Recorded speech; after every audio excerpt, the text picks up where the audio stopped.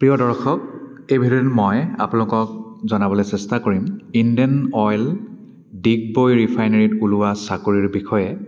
বিভিন্ন বিষয়ৰ চাকৰি ট্ৰেড এপ্ৰেণ্টাইছৰ পদ খালী, টেকনিকেলো আছে, নন টেকনিকেলো আছে, মেট্ৰিক পাছ কৰা, হাই ছেকেণ্ডেৰী পাছ কৰা, যিকোনো বিষয়ত গ্ৰেজুৱেশ্যন কৰা আৰু বাকীসকল টেকনিকেল। এই সকলোবোৰ কথাই মই আপোনালোকক এই ভিডিঅ'টিৰ মাধ্যমেৰে জনাবলৈ চেষ্টা কৰিম। ইণ্ডিয়ান অইলৰ বিষয়ে আপোনালোকে জানেই, গ্ল'বেল 500 কোম্পানীত নাম আছে আৰু বিভিন্ন বিষয়ৰ পদ খালী হৈছে। এপ্ৰেণ্টাইশ্বিপ, ট্ৰেড এপ্ৰেণ্টাইজ, মই একেবাৰে তলৰ পৰাই আপোনালোকক জনাই যাম ক'ত ক'ত কেনেকুৱা পদ খালী। Trade apprentice data entry operator, trade apprentice data entry operator fresh আৰু স্কিল চাৰ্টিফিকেট হোল্ডাৰ দুয়োটাই বিচাৰিছে। Trade apprentice accountant, trade apprentice secretarial assistant, trade apprentice discipline instrumentation, trade apprentice discipline electrical আৰু technician apprentice discipline mechanical, technician apprentice discipline chemical, trade apprentice boiler discipline mechanical, trade apprentice fitter discipline mechanical, trade apprentice attendant operator chemical plant discipline chemical ইত্যাদি। Trade apprentice attendant operator chemical plant, ইয়াৰ কাৰণে 3 বছৰ BSc পঢ়া, physics chemistry নতুবা maths থাকিলেই হ'ব। 3 বছৰ BSc কৰাৰ পিছত ইণ্ডাষ্ট্ৰিয়েল কেমেষ্ট্ৰি থাকিলেও হ'ব, 12মহীয়া ট্ৰেইনিং হ'ব আৰু এপ্ৰেণ্টাইজশ্বিপ নকৰিলেতো আপোনালোকে চাকৰি কেতিয়াও নাপায়। 40টা টোটেল পদ খালী, 17টা আছে আনৰিজাৰ্ভ, EWS 4টা, SC 3টা, ST 5টা, OBC NCL 11টা।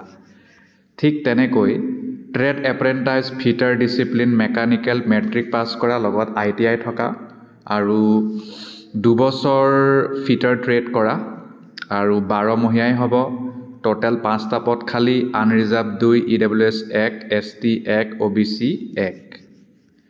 তাৰপিছত আহিল trade apprentice boiler discipline mechanical, 3 বছৰীয়া BSc কৰা, মেথছ ফিজিক্স কেমেষ্ট্ৰি নতুবা ইণ্ডাষ্ট্ৰিয়েল কেমেষ্ট্ৰি থকা, 24মহীয়া হ'ব।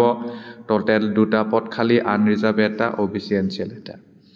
ট্ৰেড এপ্ৰেণ্টাইজ ডিচিপ্লিন কেমিকেল, 3 বছৰীয়া ডিপ্ল'মা লাগিব, কেমিকেল ইঞ্জিনিয়াৰিং নতুবা petrochemical engineering, chemical technology refinery নহ'লে পেট্ৰ'কেমিকেল ইঞ্জিনিয়াৰিং, 12মহীয়া হ'ব। টোটেল 11টা পদ খালী আৰু বাকী আনৰিজাৰ্ভ 5টা, EWS 1টা, SC 1টা, ST 1টা, OBC NCL 3টা।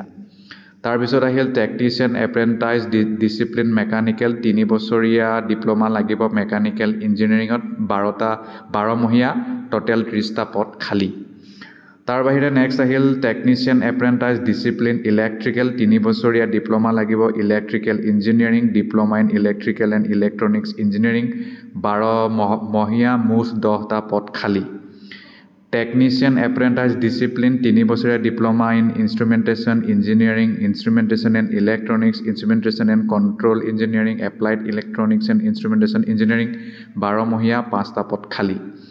ট্ৰেড এপ্ৰেণ্টাইজ ছেক্ৰেটেৰিয়েট এছিষ্টেণ্ট, ইয়াৰ কাৰণে যিকোনো বিষয়ত ডিগ্ৰী হ'লেই হ'ল, 3 বছৰীয়া, BA নহ'লে BSc নহ'লে BCom, 15 মাহ, 2টা পদ খালী।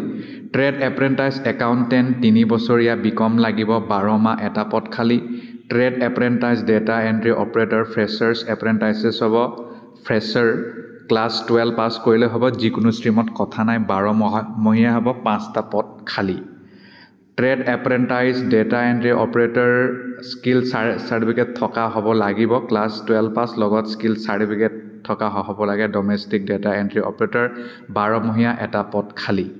এতিয়া অন্যান্য কথাবোৰ মই ক'ম যে কেনেকৈ এপ্লাই কৰিব।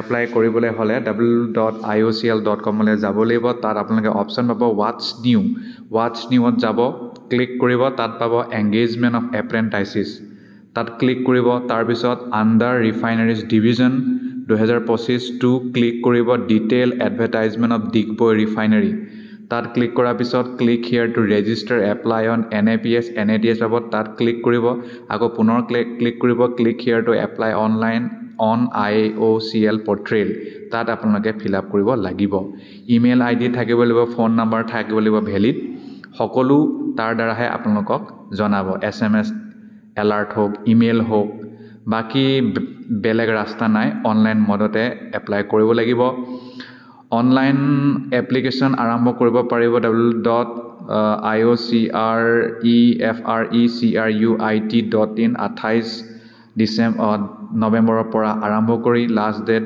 18 ডিচেম্বৰ আৰু কোনে কোনে চাকৰিটো পালে তেওঁলোকক ডকুমেন্ট ভেৰিফিকেশ্যনে মাতিব 27 ডিচেম্বৰ তাৰ পিছত ডকুমেন্ট ভেৰিফিকেশ্যন হ'ব 2/1/2024 পৰা 7/1/2024 ভিতৰত কিবা যদি কথা জানিব বিচাৰিছে ফোন নম্বৰ ইয়াত নোট কৰি লওক ইমেইল ID দিছে drpewrreccell@indianoil.in গতিকে সকলো তথ্য লাভ কৰিব www.iocl.com ত এইকেইটাই মূল কথা আশা কৰোঁ আপোনালোকে কথাটো গম পালে ধন্যবাদ